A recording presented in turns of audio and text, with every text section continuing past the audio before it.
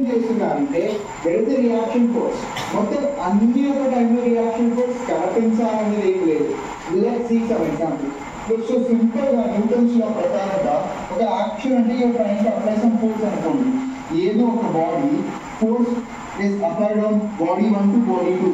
దీనికి ఏమవుతుంది, బాడీ 2 ఉందిగా, మన బాడీ 2 బాడీ 1 మీద అంతే ఫోర్స్ అప్లై చేస్తుంది, but it is opposite in magnitude. Equal in magnitude, opposite in direction. Magnitude అంటే వాల్యూ. ఫర్ ఎగ్జాంపుల్ నేను ఇంకా సింపుల్ గా ఎక్స్ప్లెయిన్ చేయించాలంటే చూడండి, మా దగ్గర 2 బాల్స్ ఉన్నాయి.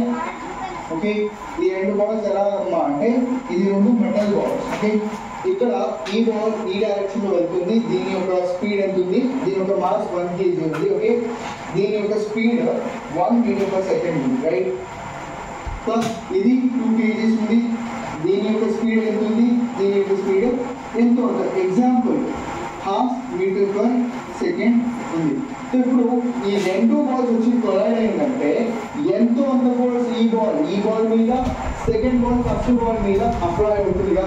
సో ఈ బాల్ ఎంత ఫోర్స్ అప్లై చేస్తుందో similarly the second ball is colliding with the first ball applies the same force, కానీ యాక్ట్ అవుతున్న డైరెక్షన్ 2 వేరు. We will try to explore this with some example. So action reaction ఒక examples ఇవ్వండి అని అడుగుతున్నాను, right. So the question was asking explain Newton's third law and explain with some example action reaction pair. So ఇక్కడ చాలా simple గా చూద్దాం మరి action reaction pair ఎలా జరుగుతున్నాయి, right. Imagine there is swimmer. నా దగ్గర ఒక స్విమ్మర్ ఉంది. స్విమ్మర్ ఏం చేస్తారు, whenever they try to complete by lap, ఒక ల్యాప్ కంప్లీట్ చేసుకోవడానికి try to swim, they do the 20, right? 20 they try to push themselves with the help of this ball and get a kick start. అవునా? So ఇక్కడ